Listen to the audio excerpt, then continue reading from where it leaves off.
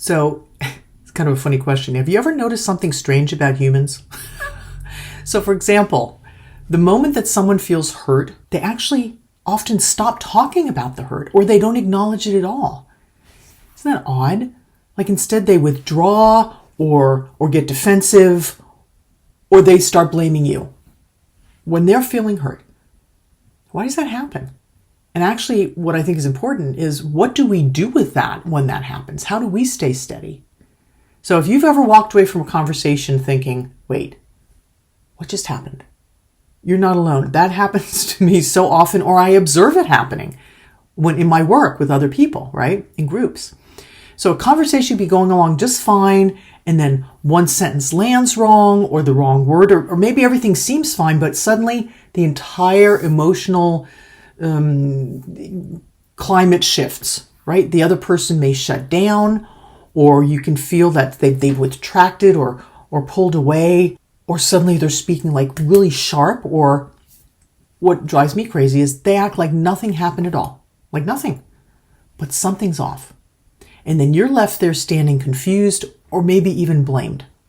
And today we're going to talk about why that actually happens, and not from the perspective of who's right and who's wrong at all, but actually from the perspective of how human beings actually respond to emotional threat. Because once you understand the pattern, you stop taking a lot of reactions personally, and you start navigating conflict with more clarity and hopefully with also more ease. Hi, I'm Leezá Steinorf. I'm an international leadership coach, a member of the Forbes Coaches Council, and my work focuses on helping people and organizations navigate communication and conflict with more clarity and with more ease. And if these conversations help you think more clearly about human behavior, go ahead and subscribe so you don't miss the future clips. All right, so let's talk about what's actually happening when someone experiences emotional hurt. What happens is the brain doesn't calmly sit down and say, well, okay, let's analyze this. Let's think how what just happened. The nervous system reacts, the body reacts, right? And our nervous system is actually designed to detect threat super fast. And emotional pain, especially when it touches someone's identity or their sense of belonging or their sense of self-worth, that can register with them as a threat. So instead of thoughtful dialogue where they can explain things, their system moves into this protection mode. And that protection can show up in a number of different ways, depending on who you are and how you're wired. Some people withdraw. Some people become defensive. That used to be my go-to. Some people would change the subject, right? And then other people might even attack the other person's character. Like, who do you think you are? And so forth, if they're feeling hurt. And sometimes, as I said earlier, people pretend like nothing happened at all. Like from the outside, that reaction can look maybe irrational, right? All of those reactions can look irrational. But internally, that person may simply be feeling so overwhelmed by that emotional vulnerability or exposure that they don't know what else to do with it. And that's how they've learned to navigate those situations. So let me give you an example. Imagine you're having a workplace conversation, everything's kind of normal, and a manager says to maybe one of your team members, hey, you know that presentation you gave yesterday had some great ideas in it, but it felt a little bit of rush to me at the end. Like, not super critical, just a little small bit of feedback. But that team member hears something very different in their minds, right? Inside their mind, the message becomes, you did a bad job. It doesn't matter that's what the word said or not. That's what they hear. Or, if we go even deeper than that, they're hearing, you're not good enough. And that is actually what they're responding to. It's not what the word said, but the meaning, the filter that they gave it, what they actually heard inside themselves. And that emotional reaction is bigger than the situation itself. And so then the team member gets defensive. Well, you know, if you'd have given me more time to prepare, you know, it could have worked out, but you changed the timeline or what have you, right? And the person that said it wasn't even complaining, just making a mention. So now the conversation isn't about the presentation anymore. It's about each person protecting their self-worth, or whether they did something right or wrong, and whether they belong. And that dynamic plays out everywhere. In workplaces, in families, in friendships, in partnerships. The moment that someone feels emotionally exposed, right, that instinct to protect themselves becomes very, very strong. And here's something important that most of us were never taught. When we name the hurt, it requires a strength of self. A lot of people use the word vulnerability. I shy away from that because vulnerability can often be seen as I'm making myself available for other people to hurt me. That's not what I'm talking about. I'm talking about standing in your strength even when it's difficult. So if I actually speak it and say, that really hurt me, I'm taking somewhat of a risk, right? I'm revealing something that's real for me. And it can cause someone else to have another reaction like, well, what are you, sensitive? Or I didn't say anything, or what's wrong with you? Now, I say that hoping the other person will respond with care. But many people have learned, often very early in their lives, that being that exposed, being that willing to share, vulnerable, is not always met with care. It's often dismissed, sometimes it's minimized or even made fun of, right? So our nervous system, having learned that, finds a different strategy. Decides, okay, we're not going to share what's really going on. That's not good. That's not going to get us where we want to go. Let's just protect first. And then later we can reveal and share, if at all. And that protection can look like distance or sarcasm or anger.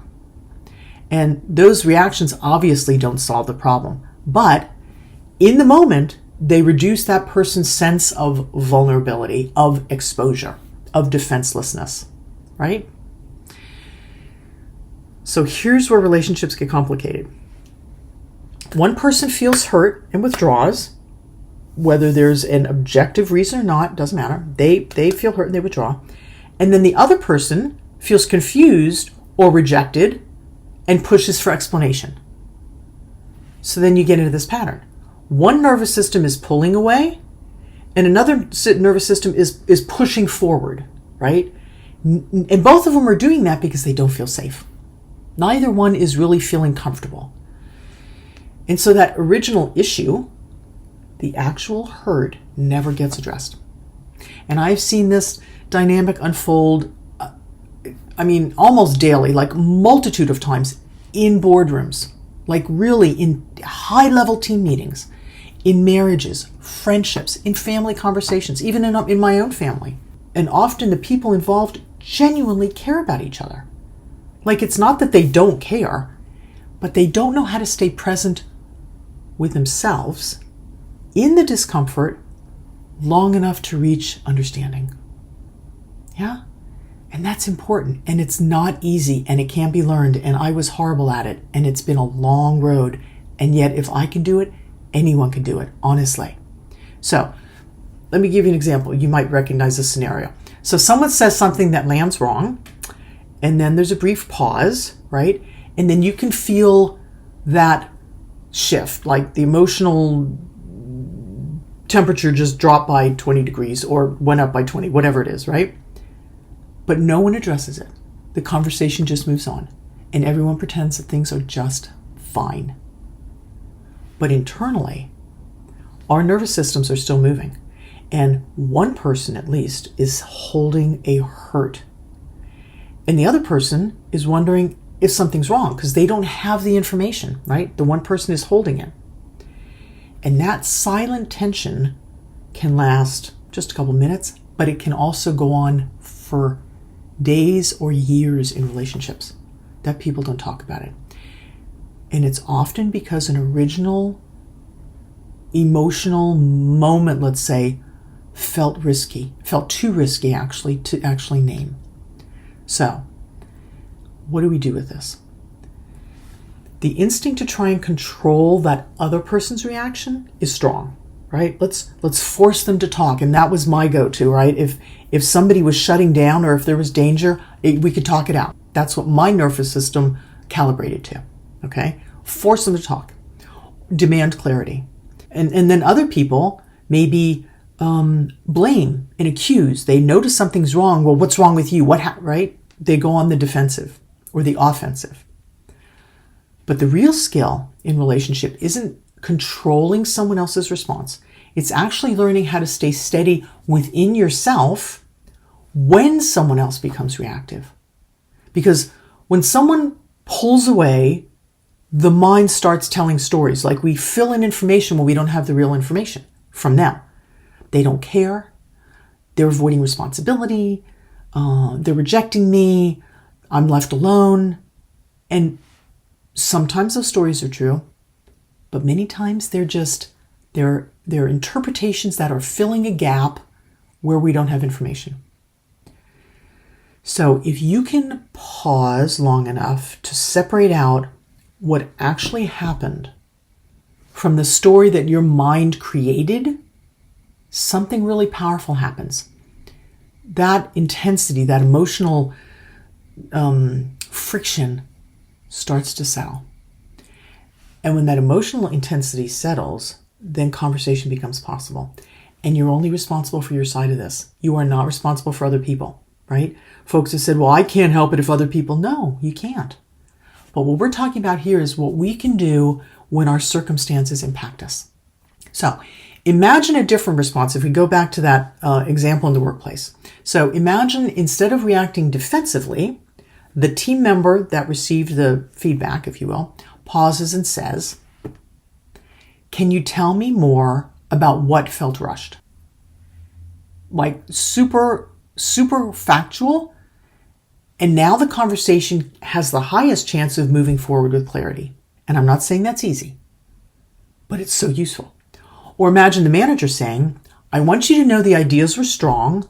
I'm wondering only if we can make the ending land more clearly, maybe by going slowly, right? So the sender can definitely do a lot to make sure that the message lands well, but not always. The person might still feel that they were not good enough because they were getting any kind of feedback. But in the scenario where the person says, can you tell me what was it that felt rushed exactly? Or if the manager says, I'm wondering if we can make the ending land more clearly or slowly, then the conversation becomes collaborative instead of defensive. That shift, it may seem small, but it changes everything, right? Just think of any of the conversations that you've had or that are going on around you and see how that could actually have an impact. So one of the quiet strengths of emotionally mature people is their ability to stay grounded when someone else is struggling. And that's not always possible. There's been times where I will say, if it's in my personal life, where I will say, I'm not able to have this conversation right now, but I want to. So give me some time. Let's meet tomorrow morning or in an hour, whatever it is, and let's come back to it because I know I need to calm my nervous system. And if it's in a professional sense, I often recommend that people just take a time out and set a time for when they come back and talk to each other so that their nervous systems can settle. Okay? And when you can ground like that within yourself, even when someone else is struggling, then you can help things not escalate. And you don't have to chase clarity so aggressively. You're staying present. You're staying curious. You're actually contributing to the texture of the conversation. And that gives other people the opportunity to stay clear about their own experience. Your steadiness literally changes the emotional environment because our nervous systems actually respond to one another. And we can go down a whole rabbit hole of neuroscience, which is super fascinating. I suggest you look into it about resonance and entrainment. It's fascinating. So when our nervous system calms, it actually creates calm. And defensiveness creates more defensiveness, right? It escalates. So when one person remains steady, if it can be you, great, it actually helps the entire interaction stabilize. And right now, that skill really matters more now than ever, honestly. We're living in a time where emotional reactivity, impulsiveness, lashing out seems to be the norm, seems to be accepted because people are so tense. And it's happening in workplaces, in families, in politics in any case. People feel hurt or threatened, or they don't feel understood. And instead of conversing, they move into that protective mode.